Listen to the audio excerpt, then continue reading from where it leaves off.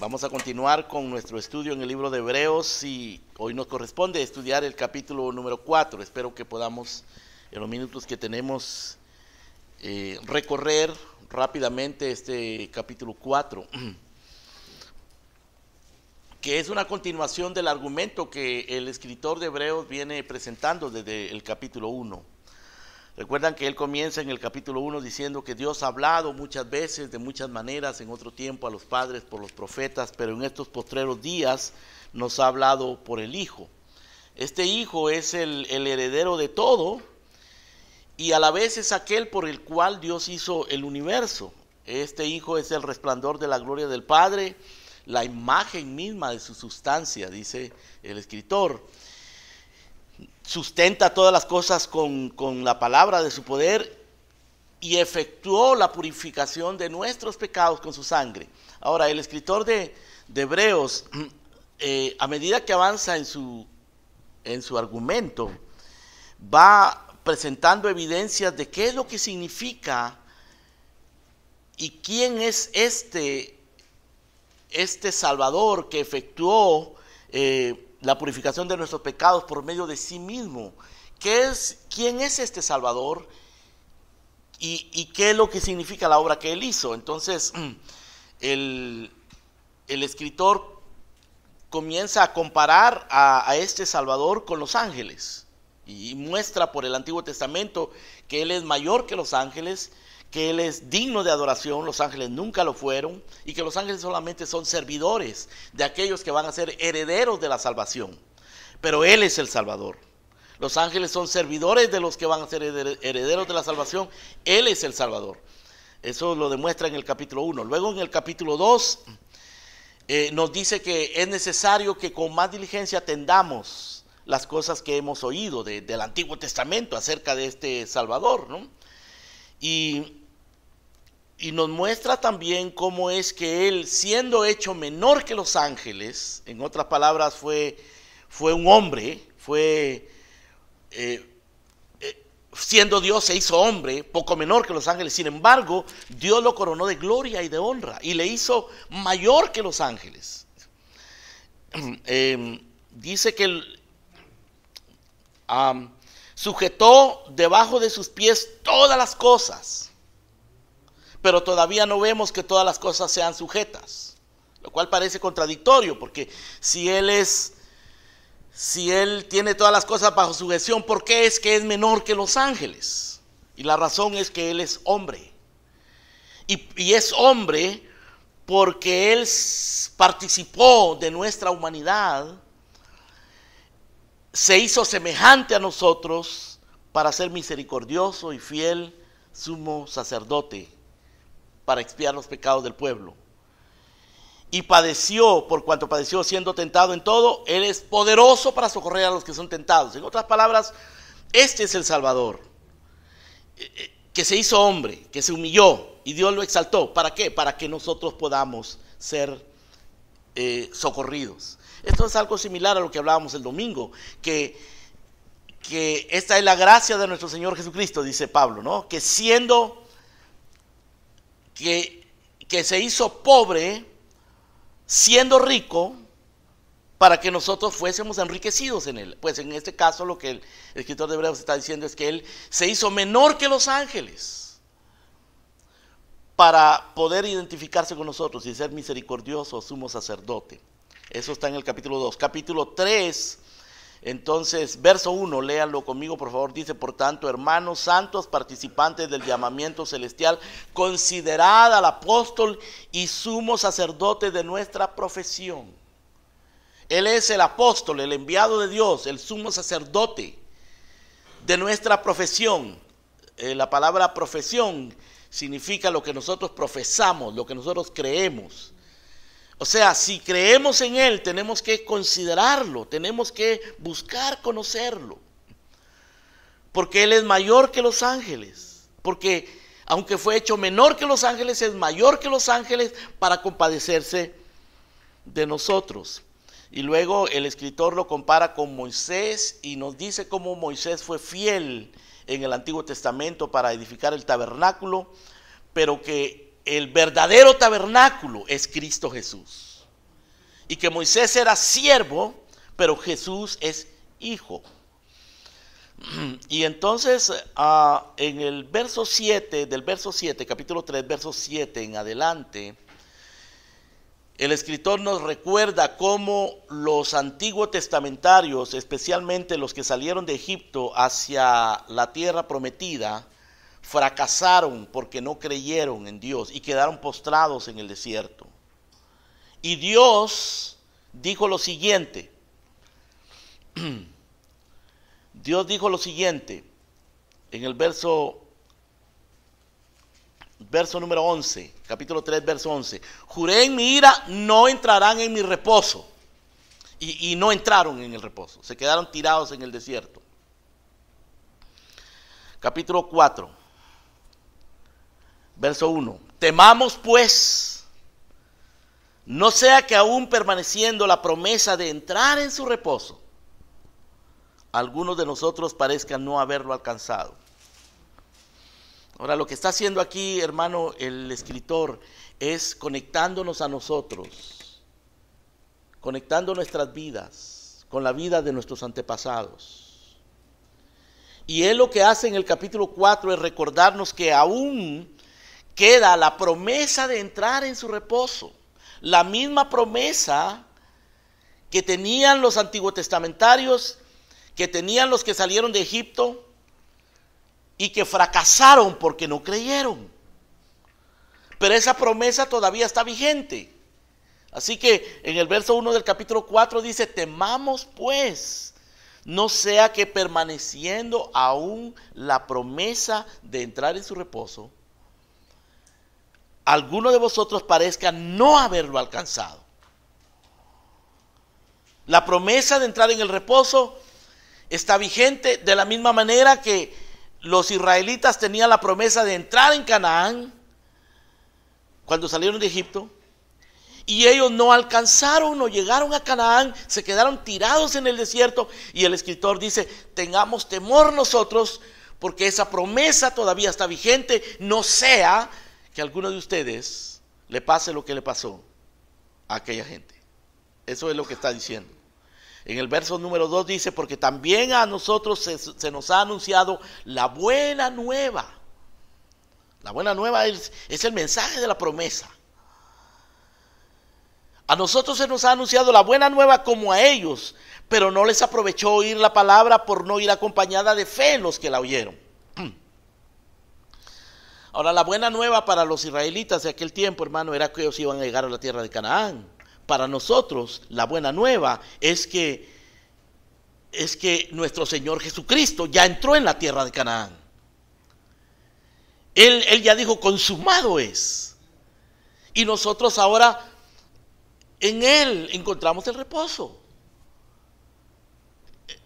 Las circunstancias son diferentes, hermano, pero el mensaje es el mismo. Así como los israelitas anhelaban llegar a la tierra prometida después de haber sido esclavos 400 años y después de estar 40 años en el desierto, así nosotros necesitamos el reposo de vivir en Cristo. Ese es el reposo del que el apóstol San Pablo habla cuando dice: yo he aprendido a estar contento cualquiera que sea mi situación. Sé vivir humildemente, sé tener abundancia, en todo y por todo estoy enseñado. Todo lo puedo en Cristo que me fortalece.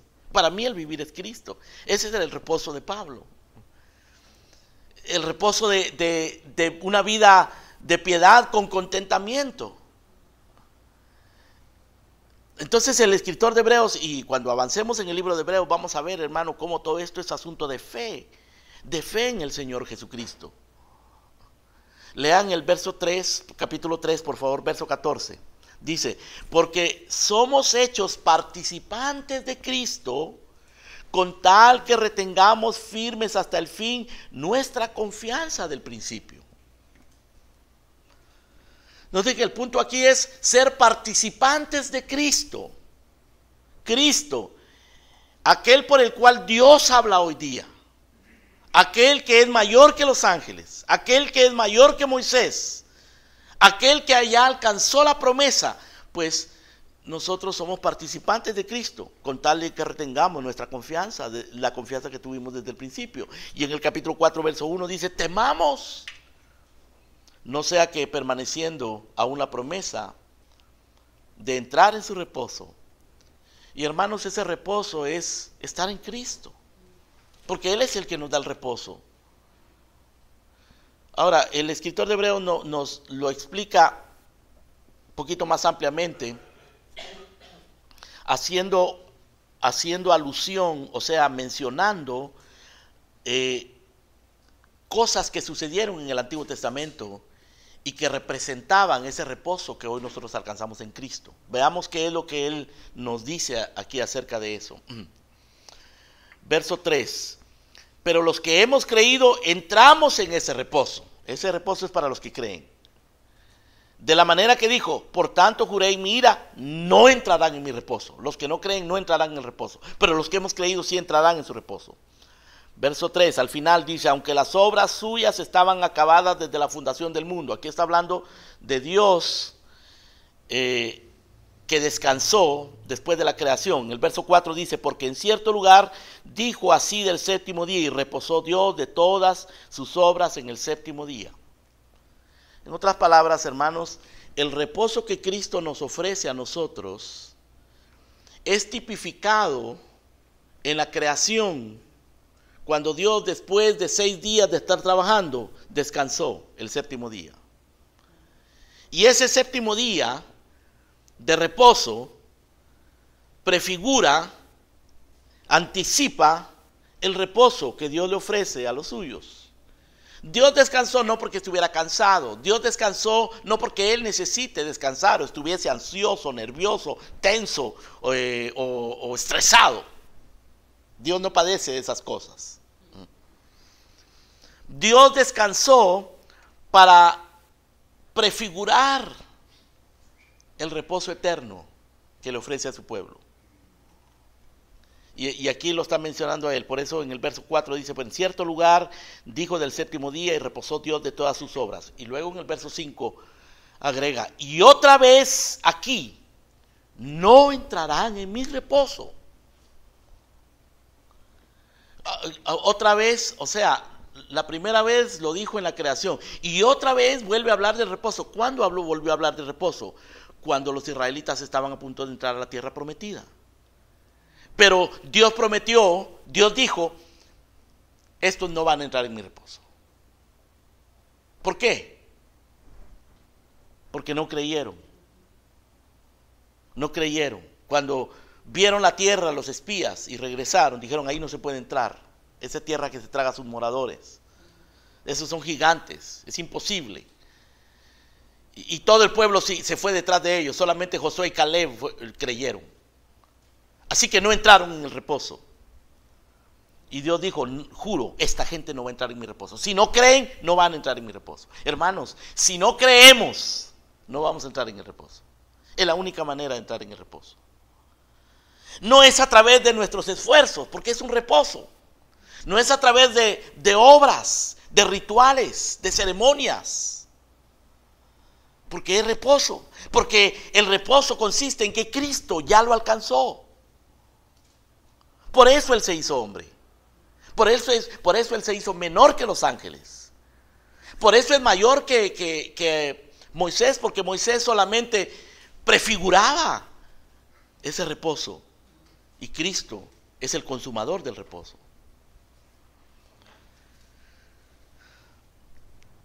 Verso 5 dice, y otra vez aquí, no entrarán en mi reposo. Por tanto, puesto que falta que algunos entren en él, y aquellos a quienes primero se les anunció la buena nueva no entraron por causa de desobediencia, otra vez determina un día, diciendo, hoy. Después de tanto tiempo por medio de David, como se dijo, si oyereis hoy su voz, no endurezcáis vuestros corazones. ¿Qué es lo que está diciendo aquí el escritor de Hebreos, hermano? Noten ustedes la secuencia, un poquito confusa aparentemente, pero hay una secuencia lógica allí. El reposo inicial Dios lo prefiguró al descansar en el séptimo día de la creación. Luego el reposo también fue prefigurado por la tierra de Canaán, cuando los israelitas iban hacia allá y no pudieron entrar, porque Dios juró, estos no entrarán, porque no han creído.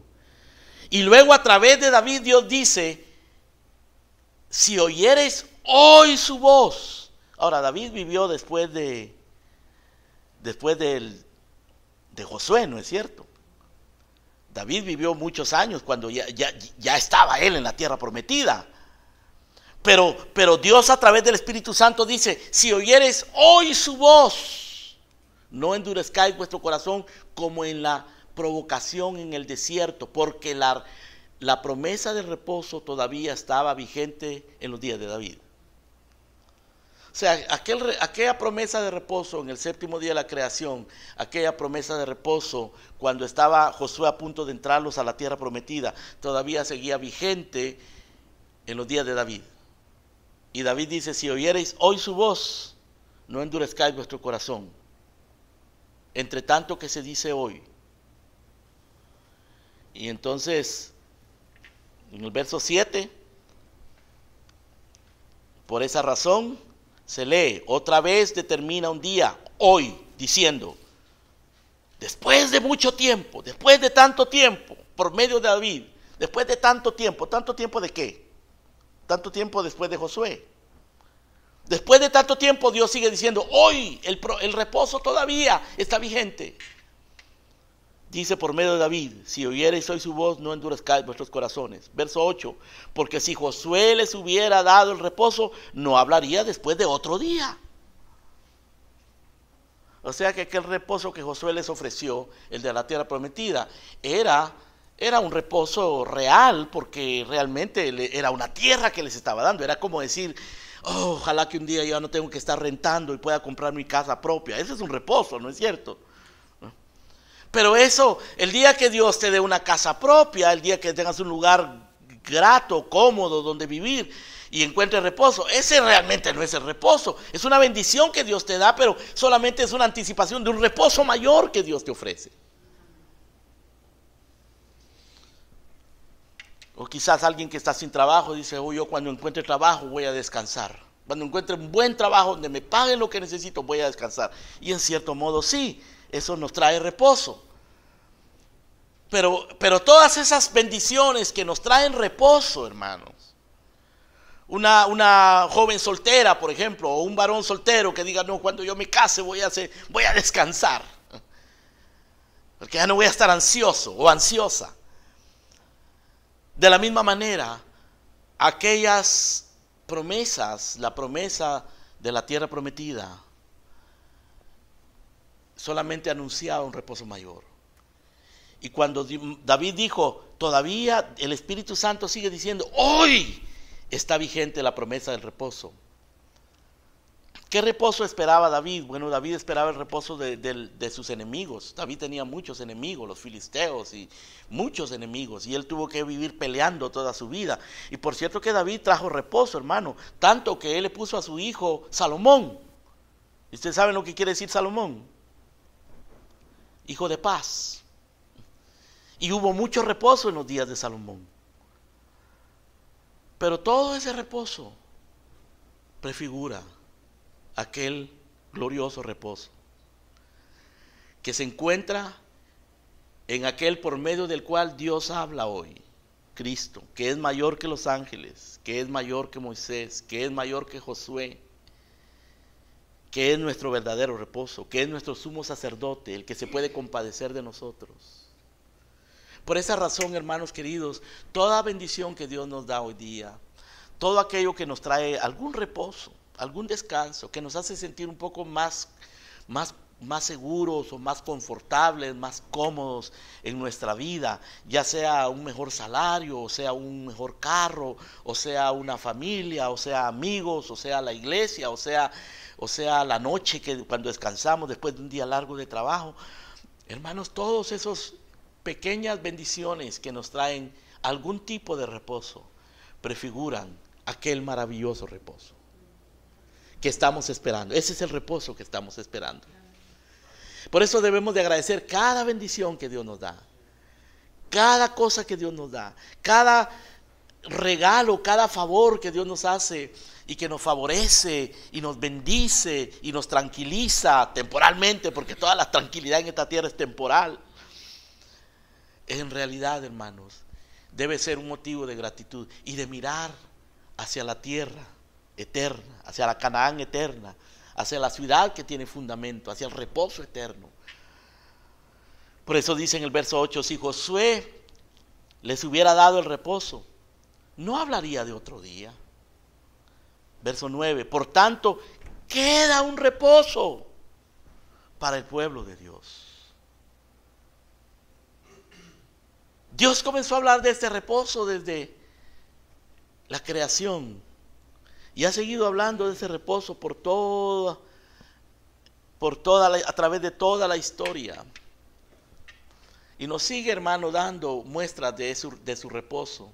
Pero el reposo supremo se encuentra en la persona de nuestro Señor Jesucristo. Y se obtiene por la fe. Verso número 10. Porque el que ha entrado en su reposo, también ha reposado de sus obras, como Dios de las suyas. En otras palabras, el descanso que Dios se tomó después de 6 días de trabajo en la creación, prefigura el descanso que alcanzan los creyentes cuando se refugian en Cristo. El que ha entrado en su reposo ha reposado de sus obras. Por eso es que dice, no por obras, porque por gracia sois salvos, por medio de la fe, no por obras, para que nadie se gloríe. Y esto no es de vosotros, esto es obra de Dios. Dios es el que lo hace. El que ha entrado en su reposo también ha reposado de sus obras, como Dios de las suyas. Hermanos, nuestras obras son inútiles. Nuestras obras son incapaces, impotentes. Ciertamente somos llamados a buenas obras, las cuales Dios preparó de antemano para que anduviésemos en ellas, pero jamás debemos confiar en esas obras. Esas obras solamente son para glorificar a Dios, esas obras son una respuesta de amor, esas obras nos traen bendición, porque tienen que ser obras de amor, obras de gratitud, pero nunca nos van a traer el reposo. El reposo solamente lo trae Cristo, porque Él hizo la obra suprema. Por eso es que Hebreos se trata de Cristo, desde el principio hasta el final. Así que en el verso 11 dice, procuremos pues entrar en aquel reposo para que ninguno caiga en semejante ejemplo de desobediencia. Ahora, hermanos, si quieres entrar en el reposo, no se entra con afán, no se entra con ansiedad, no se entra con estrés, no se entra con esfuerzos, con sacrificios, se entra por la fe.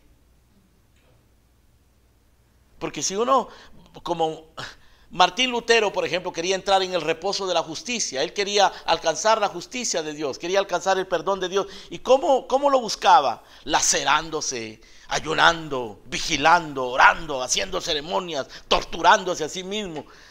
Y no encontró reposo, jamás. Nosotros no vamos a encontrar reposo, hermanos, si no es en el Señor Jesucristo, si no es por la fe. Los israelitas se afanaron y dijeron, nuestros hijos se van a morir, nuestros hijos. Y los que se murieron fueron ellos, los hijos fueron los que entraron. A veces estamos tan preocupados, estamos tan afanados, estamos tan estresados, hermano, innecesariamente. Por eso es que Pablo decía, gran ganancia es la piedad acompañada con contentamiento. Porque nada hemos traído a este mundo y nada podremos sacar. El Señor Jesucristo dice, no os afanéis por el día de mañana. ¿Qué habréis de comer? ¿Qué habréis de vestir? Buscad primeramente el reino de Dios y su justicia. Y el reino de Dios es Cristo, hermano. De Él se deriva todo el reino de Dios. Él es el Rey. Si buscamos al Rey y encontramos al Rey y vivimos en el Rey, vamos a encontrar el reino de Dios. Verso 11, procuremos pues entrar en aquel reposo. ¿Cuál aquel? ¿Por qué dice aquel reposo? Pues el reposo del cual Dios prefiguró en la creación, aquel reposo que Dios prefiguró en la creación, aquel reposo que Canaán prefiguraba, aquel reposo del cual habló David, aquel reposo que se encuentra en Cristo. Procuremos entrar en aquel reposo. Verso 11. Procuremos pues entrar en aquel reposo para que ninguno caiga en semejante ejemplo de desobediencia. ¿A qué ejemplo se está refiriendo? Al ejemplo de los israelitas en el desierto, que quedaron postrados en el desierto. Verso 12. Porque la palabra de Dios es viva y eficaz y más cortante que toda espada de dos filos, y penetra hasta partir el alma y el espíritu, las coyunturas, los tuétanos, y discierne los pensamientos del corazón, y no hay cosa creada que no sea manifiesta en su presencia. Antes bien, todas las cosas están desnudas y abiertas a los ojos de aquel a quien tenemos que dar cuenta. Hermanos, esto es extraordinario, porque lo que está diciendo aquí el escritor es que la palabra de Dios es la que obra todo eso. Él dice, procuremos entrar en este reposo porque la palabra de Dios es viva y eficaz. Acuérdense que él comenzó hablando de que en estos días postreros Dios habla. Dios habla. Él habló antes por los profetas, muchas veces, de muchas maneras, pero Él habla hoy por su Hijo. Y esa palabra que Él habla por su Hijo es viva y es eficaz. Por eso necesitamos tanto la palabra de Dios, porque ella nos alimenta de Cristo, hermanos. Cristo está en la palabra, Cristo es la palabra. Y esa palabra es viva y eficaz, es penetrante. Nosotros somos tan impotentes, tan débiles, tan ignorantes, tan miserables realmente. Pero la palabra de Dios es poderosa.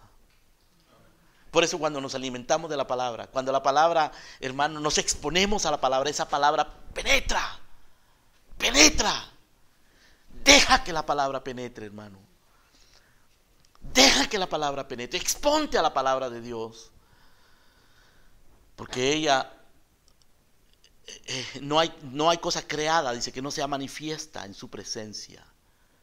Y es interesante, hermano, cómo habla de la palabra y dice en su presencia, como que si la palabra es Dios mismo, ¿no? Porque en realidad Cristo es la palabra. Y luego en el verso 14 agrega, por tanto, teniendo un gran sacerdote que traspasó los cielos, Jesús el Hijo de Dios, retengamos nuestra profesión. Ahora noten ustedes cómo conecta la palabra de Dios con el reposo y con el sacerdocio de nuestro Señor Jesucristo. Porque en el verso 14 dice, por tanto, o sea, está haciendo la conexión. Está hablando del reposo, está hablando de la palabra de Dios. Y ahora dice, por tanto, teniendo un gran sumo sacerdote que traspasó los cielos, Jesús el Hijo de Dios, retengamos nuestra profesión. Ya les dije que profesión quiere decir lo que profesamos, o sea, lo que creemos. Retengamos lo que creemos. ¿Qué es lo que nosotros creemos? Que Dios habla por el Hijo. Creemos que Él es mayor que los ángeles, pero se hizo menor que los ángeles, a nuestra semejanza, como un hombre, para compadecerse de nosotros. Creemos que Él es mayor que Moisés prefiguró lo que Cristo cumplió. Creemos que Él es el reposo, que está representado en el séptimo día, que está representado en la tierra de Canaán. Él es nuestro reposo, pero Él es también nuestro sumo sacerdote. Verso 15 dice, porque no tenemos un sumo sacerdote que no pueda compadecerse de nuestras debilidades, sino uno que fue tentado según nuestra semejanza, pero sin pecado. Acerquémonos pues confiadamente al trono de la gracia para alcanzar misericordia y gracia para el oportuno socorro. Ese es el reposo, hermanos, la misericordia de Dios, la gracia de Dios, el socorro oportuno de Dios. Ese es el socorro, ese es el reposo como se manifiesta hoy en nuestras vidas cuando nos acercamos a Cristo. Pero también es una anticipación o es una extensión de la esencia del reposo, que es la eternidad con Dios. Pero tenemos ese sumo sacerdote, tenemos la palabra de Dios, tenemos la promesa para entrar en el reposo. Procuremos pues entrar en aquel reposo, para que ninguno caiga en semejante ejemplo de desobediencia. Capítulo 3, Verso 12. Mirad, hermanos, que no haya en ninguno de vosotros corazón malo de incredulidad para apartarse del Dios vivo. Antes exhortaos los unos a los otros cada día, entre tanto que se dice hoy, para que ninguno de vosotros se endurezca por el engaño del pecado. Porque somos hechos participantes de Cristo, con tal que retengamos firmes hasta el fin nuestra confianza del principio. Así que se trata de fe y se trata de perseverancia también. Ese es el reposo, hermanos. Este es el mensaje de Hebreos. Cristo Jesús, nuestro reposo. Cristo Jesús, nuestro sacerdote. Cristo Jesús, la palabra de Dios. Cristo Jesús, hecho hombre y coronado de gloria y de honra. Cristo Jesús, cumpliendo y llevando a efecto pleno lo que Moisés, lo que Josué, lo que los ángeles anunciaron. Bendito sea su nombre. Oremos. Padre, gracias te damos por el reposo que nos das en Cristo, por la promesa